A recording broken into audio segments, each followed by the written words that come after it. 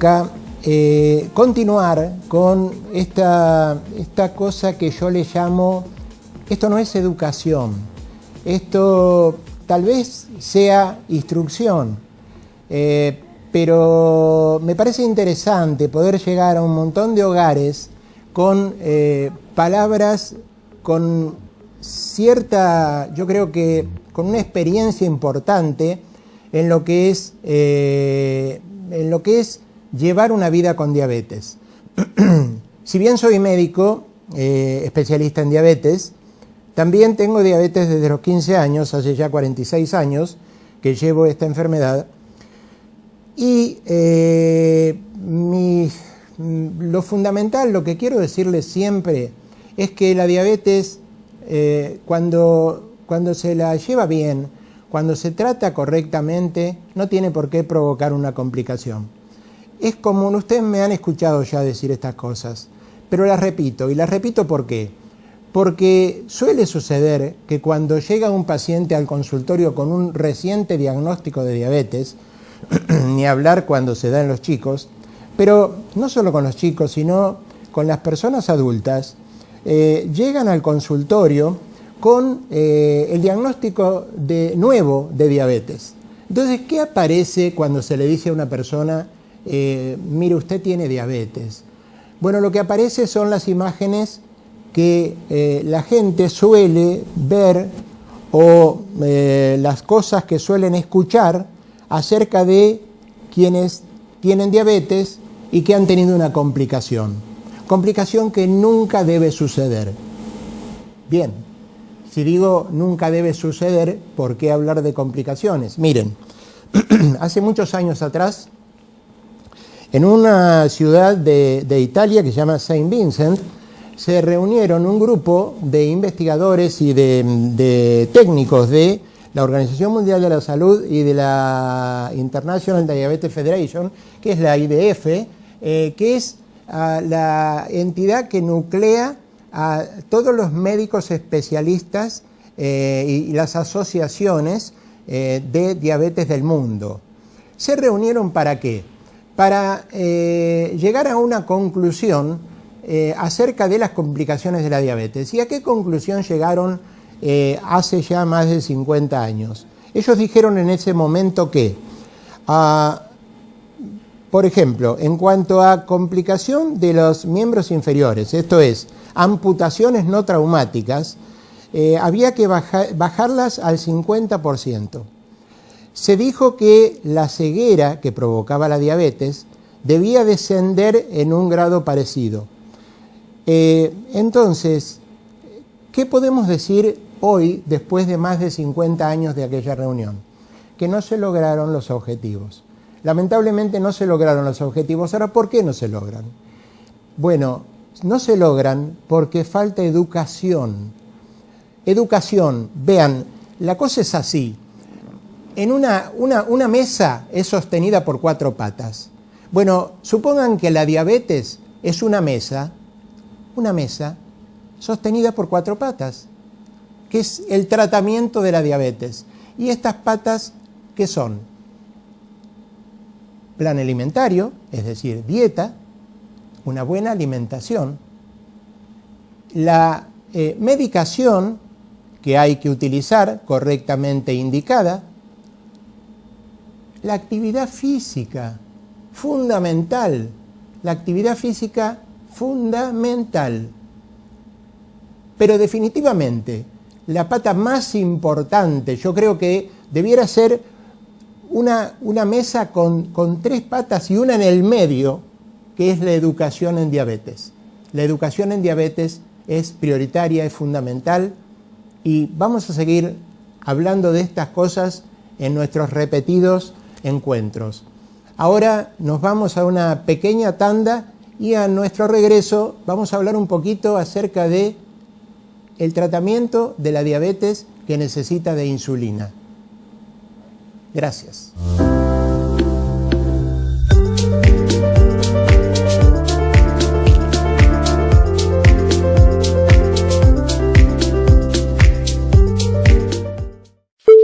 Campaña antigripal 2018.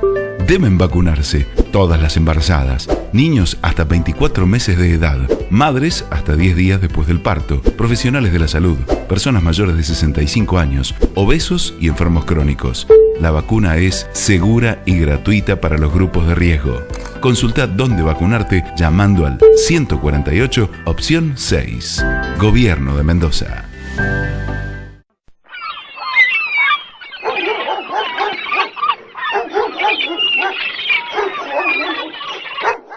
La medicina no solo debe curar enfermos, sino enseñar al pueblo a vivir en salud y con optimismo, para que la vida se prolongue y sea digna de ser vivida. Hospital Público Teodoro J. Chetacov. Incorsa, el Instituto del Corazón San Rafael y su moderno servicio de hemodinamia ofrecen una herramienta fundamental para el diagnóstico y tratamiento de afecciones cardíacas y vasculares complejas. Un equipo disponible las 24 horas atiende a emergencias cardiovasculares de todo tipo. Incorsa, en el 4º piso del Hospital Español del Sur Mendocino. Avenida El Libertador 950. Porque en salud, el tiempo no solo se mide en segundos, también en vidas humanas. Instituto Dr. Mercado, Centro Quirúrgico de Especialidades Oftalmológicas. Trayectoria e innovación en la recuperación de la visión. Turnos inmediatos para pacientes quirúrgicos. Instituto Dr. Mercado, 3 de febrero 448, San Rafael. IDM. Profesionales y equipamiento de última generación al servicio de tu salud. Mamografía de alta resolución. Ecografía 5D, resonancia magnética de alto campo, tomografía multicorte. La infraestructura más completa de la región. IDM, Instituto Diagnóstico Médico. La evolución en medicina. Carlos Washington Lencinas 66, San Rafael.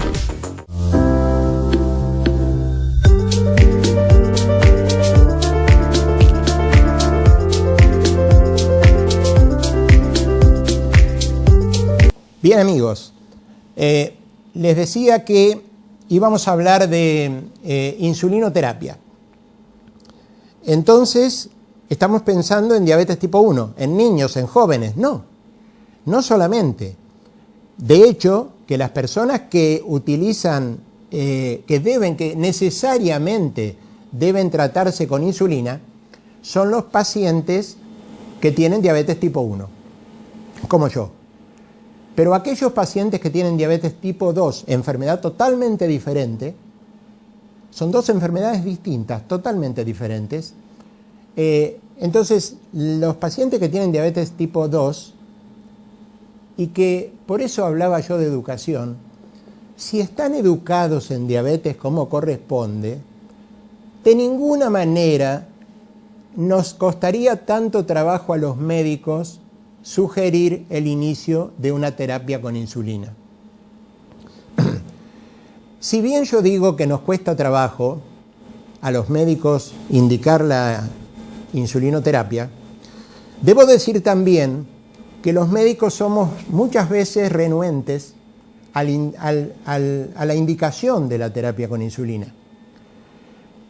¿Por qué? Porque acordemos algo, la diabetes, ustedes piensen que el 10% aproximado de la población tiene diabetes. Sería imposible para los especialistas en diabetes atender semejante caudal de gente. Entonces, ¿qué significa esto? Que es muy común que diferentes especialidades atiendan a personas que tienen diabetes.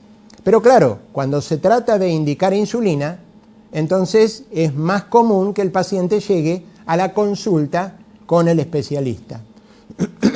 Y yo en algún momento ya les conté sobre cómo aplicarse la insulina, pero yo les hablé de esta forma. Esta forma es muy sencilla. ¿Por qué? Porque yo acá regulo la dosis, quito la tapita, la pongo a una altura aproximada de 5 o 6 centímetros de la piel de mi pierna, y entonces, ¿qué hago? La dejo caer y al dejarla caer entra la lapicera por el propio peso, entra al celular subcutáneo, yo aprieto el botón, pasa la insulina y eso es todo. Aplicarse insulina. Cuidado, porque en algún momento yo hablé de esta aplicación con la lapicera, pero resulta que en el hospital, en la salud pública, no tenemos esa posibilidad. A veces sí, a veces existe la posibilidad de usar una lapicera, pero la mayoría de las veces se entrega este vial con la insulina NPH, que es la insulina que se aplica 3 veces por día habitualmente. Entonces, ¿cómo se usa esta insulina? Y esto es algo fundamental que yo quiero que ustedes, aquellos que lo están usando, que la están utilizando, les va a venir bien. Porque me encuentro muchas veces con que va un paciente a la consulta y ya está hace tiempo usando insulina, y resulta que cuando yo siempre hago lo mismo, le pido que me traiga el vial y la jeringa con que se aplica. Entonces, cuando le pido que se le aplique, veo que hay errores. ¿Cuál es el error más común? No agitar el frasco de la insulina. Si yo no lo agito, esta es una insulina NPH, que es una insulina de depósito. Al ser una insulina de depósito, ¿qué significa? Que la droga queda depositada en la base. Si el frasquito estuviera parado, queda depositada abajo, y si está acostado, queda depositada abajo también. Entonces, si yo tomo el líquido, ¿sí? Si lo tomo y extraigo la solución, lo que voy a extraer es suero, pero no la droga. Entonces, y de otro modo, si yo tengo la droga concentrada y extraigo esa droga, me estoy poniendo muchas más unidades de las que intento utilizar. Entonces, cuidado con este error que es frecuente. Agitar el frasco varias veces. Después, ¿cómo se sigue con esto? Yo tomo, vamos a suponer que me tengo que poner 20 unidades. Entonces, tomo 20 unidades de aire en la jeringuilla. 20 unidades de aire. Las inyecto en el frasquito, en el vial, las inyecto. ¿Para qué? Para que no se genere vacío en ese vial. Entonces después sí extraigo la insulina, la extraigo, y ahí cuando llego a me paso a 22, 23 unidades y regreso y llego a las 20. Entonces cuando estoy en 20 unidades, ahí sí, ya está listo para aplicármelo. Y esta insulina, les recuerdo, como les dije en algún momento, para la insulina, para la aplicación con la lapicera, estas insulinas de depósito van a aplicarse en las zonas que tienen una absorción lenta, es decir, en la pierna o si no en los brazos. La insulina que usamos como bolos de corrección, esa sí se utiliza en la panza. También es muy común que me encuentre con pacientes que están utilizando NPH en la panza y eso no está bien, porque se absorbe más rápidamente. Como ven, es un tema para mí apasionante, me gusta poder decirles de qué se trata y cómo hacerlo lo mejor posible. Entiendo que esto no es educación, apenas trata de ser instructivo, pero bueno, quiero que ustedes pongan lo mejor de sí para entender estas cosas que le van a venir muy bien. Y ahora quiero agradecer a la bodega Familia Ibarra, ubicada en Cubillos 3550 de Ramacaída, que también tiene un restaurante que de paso les digo que nos hacen entrega de una botella de vino que no la hemos degustado todavía, pero entiendo por lo que ellos nos dijeron que es un muy buen vino. De modo que muchas gracias, familia Ibarra. Bien amigos, ahora les pido que nos esperen un ratito porque continuamos en el próximo bloque con el médico veterinario Gerardo Ávalos. Gracias a él.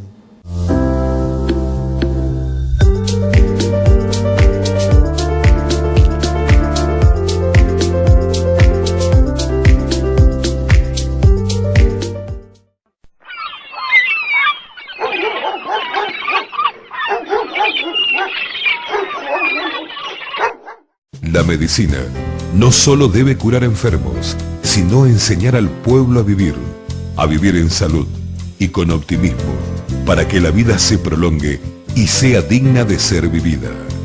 Hospital Público Teodoro J. Chetacov. Incorsa, el Instituto del Corazón San Rafael y su moderno servicio de hemodinamia ofrecen una herramienta fundamental para el diagnóstico y tratamiento de afecciones cardíacas y vasculares complejas. Un equipo disponible las 24 horas atiende a emergencias cardiovasculares de todo tipo. Incorsa, en el 4º piso del Hospital Español del Sur Mendocino, Avenida El Libertador 950. Porque en salud, el tiempo no solo se mide en segundos, también en vidas humanas. IDM, profesionales y equipamiento de última generación al servicio de tu salud.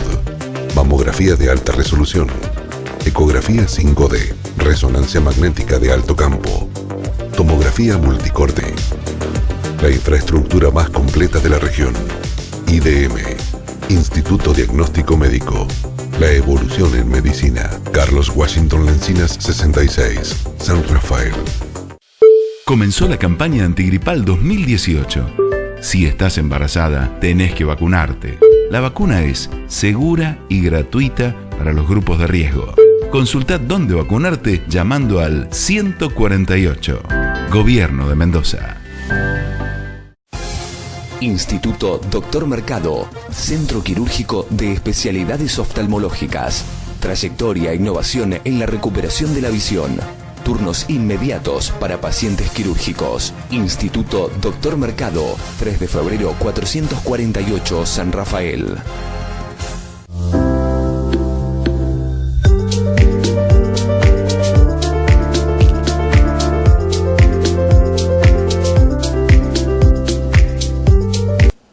Hola, habíamos hablado ya acerca de la rabia. Habíamos hablado de que no hay una epidemia, habíamos hablado de que tenemos que seguir vacunando a nuestro perro y tenemos que seguir controlando el abandono de animales y los animales callejeros, ya que son una fuente de infección. Pero vamos a seguir hablando de las generalidades de esta enfermedad. ¿Por qué digo lo del control de los animales callejeros? Si vamos a hablar de rabia, hablamos de rabia silvestre, aquella que se da en animales que viven en su hábitat normal, zorros, lobos, coyotes, chacales, mapaches. Realmente en la Argentina no tiene mucha incidencia porque la poca densidad de animales silvestres como zorros, hurones por hectárea hace de que no sea algo peligroso como en Estados Unidos, que hay muchos animales silvestres que pueden llegar a ser transmisores de esta enfermedad. Rabia silvestre por un lado, rabia ciudadana por el otro, que es la rabia de los mamíferos domésticos, de los animales que conviven en las ciudades, principalmente los perros y en segundo grado los gatos, que por el contacto íntimo que tienen con la familia pueden ser un foco de infección de esta enfermedad. También hablamos de lo que es la rabia desmodina o la rabia de los murciélagos. Les aclaro, los murciélagos que transmiten la rabia no son murciélagos normales que están volando normalmente a nuestro alrededor. ¿Sí? Hay 3 géneros, el Desmodus rotundus, el Diademus youngi y el Diphila euca. Son 3 tipos de murciélagos que son los transmisores de la rabia. Son murciélagos hematófagos que habitualmente viven desde el centro de Santiago del Estero hacia el norte, y que habitualmente, como son hematófagos, consumen sangre. ¿Sangre de quién? Sangre de las vacas. Cuando las vacas están todas juntas reposando, van y con los colmillos hacen una pequeña incisión y empiezan a lamer que sale por esa pequeña incisión. En un posgrado que hice en cardiología tuve la oportunidad de compartir con ecuatorianos y peruanos, y a un colega le pasó que en la zona del lago Titicaca le estaba haciendo un trabajo, se durmió y cuando se despierta estaba todo mordido por murciélagos. Nunca sintió que lo estaban mordiendo porque obviamente son estiletes muy finitos que provocan una lesión mínima e inaparente justamente para que sangre y el animalito no se dé cuenta que lo están mordiendo y de esa forma poderse alimentar apaciblemente. Entonces, estos murciélagos que son transmisores de rabia, primero, vuelan y se chocan entre ellos. ¿Por qué? Porque estamos hablando de que son animales que están infectados por una enfermedad que ataca al sistema nervioso. Otra cosa, aparecen de día, cosa que los murciélagos normales no aparecen, o directamente están tendidos en el piso. Entonces, si nosotros vemos que hay un murciélago tirado en el piso, si vemos que hay un murciélago que aparece caminando de día, habitualmente con sus alas estiradas para mantener el equilibrio, no lo toquemos, corramos nuestras mascotas, evitemos que los chicos jueguen, porque muchas veces los agarran como mascota, y ese es un murciélago enfermo que puede ser un transmisor de la rabia. Entonces, tomando esa precaución, no salgamos mañana a matar a los murciélagos que están comiendo los insectos, ya que son parte necesaria para mantener nuestro ecosistema. Sepamos que el murciélago transmisor de rabia es un murciélago enfermo. Bien, ¿cuáles son los signos que nosotros podemos llegar a tener en nuestro perro si está enfermo? Lo primero, hay un periodo de prodrómico que son de 2 días, hay un cambio en la actitud. El perro que es bueno directamente se pone esquivo, no quiere que lo toquemos, habitualmente van, se esconden, les molesta la luz. Mientras la enfermedad va progresando, ¿se acuerdan que vimos en nuestro anterior programa de que el virus va por nervio, va provocando una neuritis con la afección de la zona por donde va pasando y cuando llega a la faringe provoca un espasmo de los músculos de la faringe y es por eso que aparece la hidrofobia. El animal no quiere tomar agua porque solamente de ver el agua se le provoca un espasmo doloroso y el animalito directamente sale corriendo. A medida que el virus va progresando hacia el sistema nervioso central, empiezan los signos centrales, como pueden ser las convulsiones, la hiperexcitabilidad y fundamentalmente el animal se pone agresivo, con lo cual muerde todo lo que tiene a su alrededor, sea animado o inanimado. Habitualmente muerden el mismo objeto repetidas veces y hasta se tragan cosas. Esto nos alerta de que nuestro perro puede estar rabioso. ¿Qué pasa? Todo el mundo asocia la rabia con la saliva espumosa que cae por la comisura de los labios. Esto se provoca porque el espasmo de los músculos faríngeos impide la dilución, hay disfagia, entonces la saliva que se genera se va cayendo porque no es tragada. Una convulsión va a provocar que el perro empiece a mover la boca, empiece a batir la mandíbula y también va a generar una salida espumosa sin ser rabia. Así que no se asusten si su perro tiene saliva espumosa en la boca porque no es un signo patognomónico de rabia, se puede dar en otras enfermedades. Bien, cortamos ahora y en el próximo bloque seguimos hablando de esto.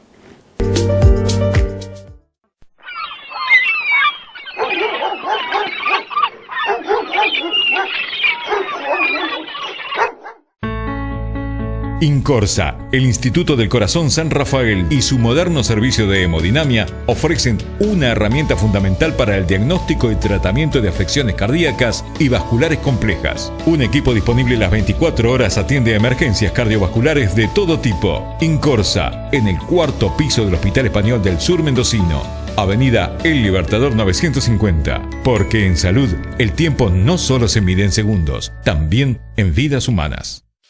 Comenzó la campaña antigripal 2018. Acudí a hospitales, vacunatorio central o a tu centro de salud más cercano. La vacuna es segura y gratuita para los grupos de riesgo. Consultá dónde vacunarte llamando al 148. Gobierno de Mendoza. IDM.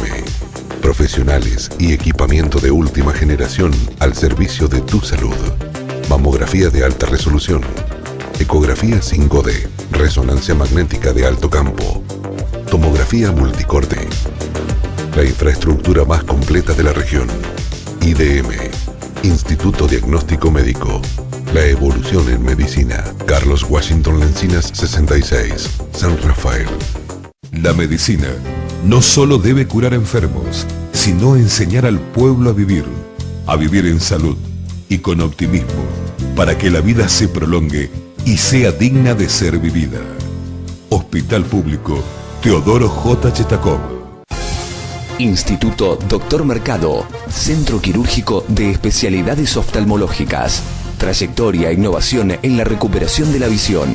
Turnos inmediatos para pacientes quirúrgicos. Instituto Dr. Mercado, 3 de febrero 448, San Rafael.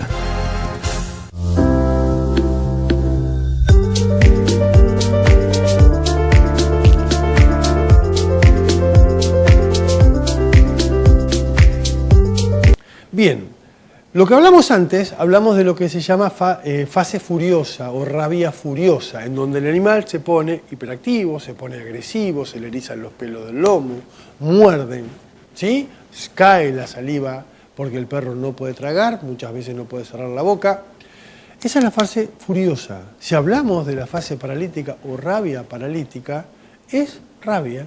Solamente que el virus, al ir transitando por el nervio, no provoca una excitación del paciente, sino una parálisis.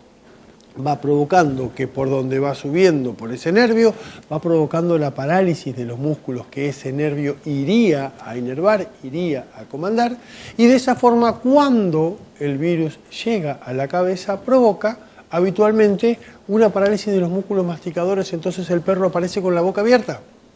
También se genera saliva, también cae la saliva de la boca, como dijimos en la rabia furiosa, y habitualmente el animal empieza a hacer ruidos raros por la misma parálisis laringea. Entonces, la gente piensa que su perro se le quedó algo atravesado en la garganta, meten la mano y en ese momento es donde pueden contraer la enfermedad. Así que ojo que la rabia no es solamente furiosa, sino también existe una fase paralítica y es por eso que tenemos que tener cuidado y ante ver un cambio en la actitud de nuestra mascota, enseguida llamar al veterinario para que trate de hacer la observación del paciente que está enfermo.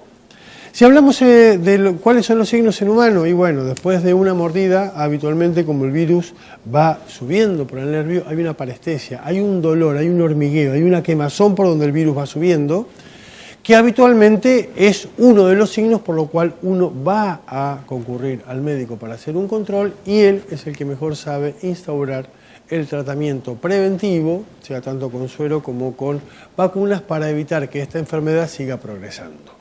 Entonces, quiero que les quede claro algo.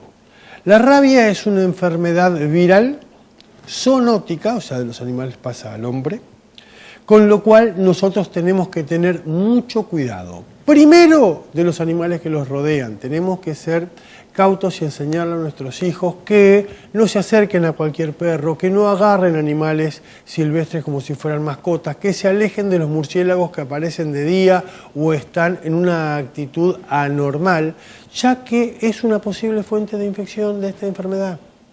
Habitualmente la prevalencia de la enfermedad con la mayor mortalidad se da entre los nenes de 5 a 14 años. Todavía no hay una inmunidad formada y encima están siempre jugando, con lo cual tienen más posibilidad de tomar contacto con los animales enfermos. Nosotros como adultos eduquemos a nuestros hijos y sigámonos educándonos nosotros. Tenemos que seguir vacunando a nuestros perros contra la rabia, ya que es una enfermedad que lamentablemente está entre nosotros, como lo dije en el programa anterior, está visto que hay muchos casos positivos de murciélagos y lamentablemente la posibilidad de que un murciélago enfermo caiga en el patio de nuestra casa, que nuestro perro vaya y lo muerda, y el murciélago tomando una actitud defensiva lo muerde, puede hacer que nosotros tengamos un caso de rabia en nuestra casa. Entonces, primero, ¿lo muerde un perro? Primero, lavarse bien con agua, mucho jabón. ¿Por qué? El virus de la rabia necesita aerobiosis, necesita falta de oxígeno. Si hay una herida cerrada, ahí sí puede llegar a reproducirse. Si uno lava enseguida y abre la herida para que sangre directamente el virus rábico, no puede actuar. Enseguida, consultar a nuestro médico, ir a la sala de primeros auxilios, ir al hospital para que enseguida vean si hace falta o no colocar las vacunas, sea tanto antirrábica como antitetánica. Y fundamentalmente, si tenemos un animal mordedor, un animal que ha mordido a una persona, aislarlo, contenerlo. Es fundamental saber si ese animal padece rabia. ¿Cómo se hace eso? A través de un control antirrábico. Su veterinario de cabecera se lo va a saber informar correctamente. Pero no entremos en pánico.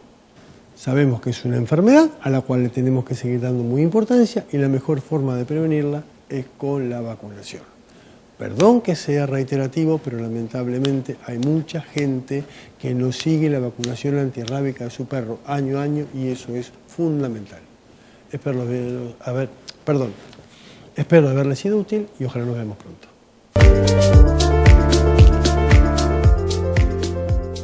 Bien amigos, nuevamente gracias por permitirnos estar con ustedes en estos momentos. Debo recordarles que pueden ver el programa por Facebook, en YouTube y en Instagram.